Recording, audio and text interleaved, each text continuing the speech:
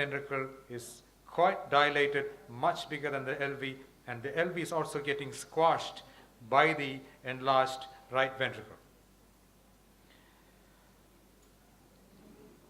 Sometimes you get a good view of the pulmonary artery on the echocardiography by moving the probe slightly upwards from the conventional parasternal long axis position, and by tilting and turning a little bit, you get a very good view like this.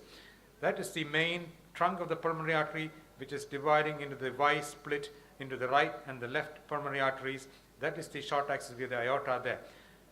So that view is sometimes seen, and on very rare occasions, I must say, if you are lucky, if your patient is unlucky, you might see... Sorry for disturbance, your time is over, sir. Just take a few more seconds. You. You might see a big clot sitting there, as you can see on that video. So that is more of an exception rather than the rule. Pulmonary artery pressure can be measured from the tricuspid jet. We will have a handle of how to do that during the hands-on session. Pericardial effusion, as I mentioned, is an absolutely life-threatening condition if it's causing tamponade. And on that short axis view, you can see there is a lot of fluid around the left ventricle.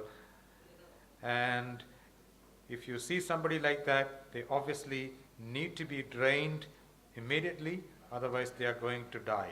As you can see, there is so much of fluid around the heart, and the right ventricle and the right atrium are collapsing in diastole. So diastolic collapse of the right side of the heart is a sure indication that your patient is tamponading and is at imminent risk of dying. And sometimes you see something dramatic like this. That's a big clot in the right atrium on this patient.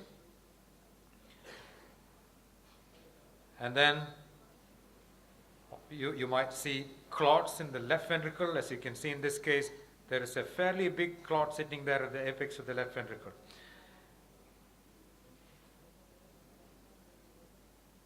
Anybody would like to make a guess on what that is? That's a very tight mitral stenosis, which we saw on one of our patients who had never been diagnosed before, who came to us with florid pulmonary edema for the first time in her life at 40 plus years of age. And we saw this very tight mitral stenosis for which she underwent emergency mitral percutaneous valvotomy. That is the same patient again, very tight mitral stenosis. So echocardiography in the ICU is slightly different from the way cardiologists might do it in their own setting. We do it at the point of care. We do it to assess the hemodynamic status, to look at the volume status, to assess whether your patient would need extra volume, to look at the contractility, to look at the right ventricular size, right ventricular function. It's a very important tool to diagnose acute pulmonary embolism by the bedside. It will help you to diagnose life-threatening cardiac tamponade. It is very informative in cardiac arrest during the brief periods where you need to stop and assess. You can use echocardiography to diagnose pulseless electrical activity, pericardial effusion, and very occasionally you might come up with a surprise such as a tight mitral stenosis, a clot in the heart, and in effect, what you do is you should have a machine by the bedside. It is not just one examination. It is not one examination that you do once per day or once in a few days. You may need to do this many times a day. It is not like one examination and one diagnosis. You do an examination, you might do an intervention like give fluids, for instance. Look at it again, time and again. So it's a very dynamic kind of assessment that you do by the bedside, unlike conventional cardiologic echocardiography. Thanks very much. Thank you.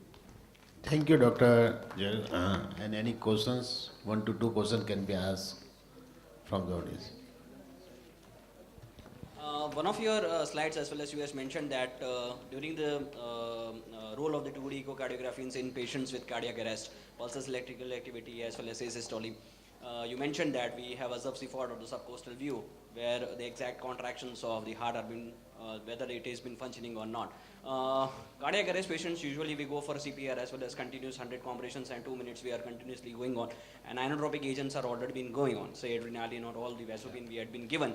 There are very high chances that because of the drug itself, there are very few contractions of the heart which is going on. So exact say movement will still, I don't find that 2D echocardiography would be more useful in that case. Your take on that, please.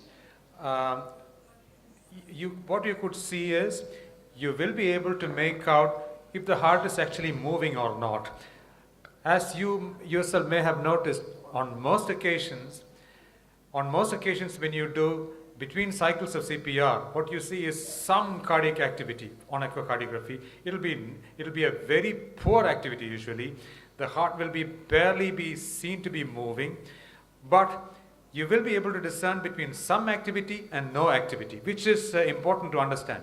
If there is no activity at all, if the heart is at a complete standstill, it very clearly means that the chances of resuscitation are very, very poor, and you might as well leave it at that.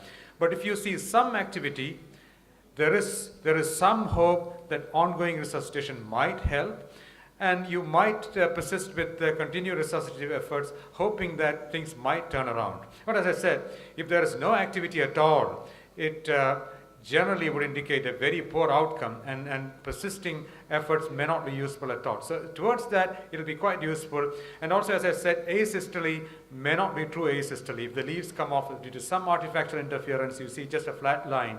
And if you see some activity, obviously means there is some activity, and you might again want to persist. And of course, the third indication is to see if you see a massive pericardial effusion wherein you drain it and save the life instantly. So that way it is useful.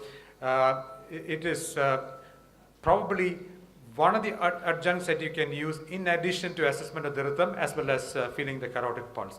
By not on its own, of course, but in combination with all these things. And in fact, the ACLS protocols also, they do not actually mention this in their protocols, but they do mention that echocardiography may be useful in cardiac arrest. And I suppose with time, it will also perhaps become an integral part of assessment of resuscitative efforts in the future.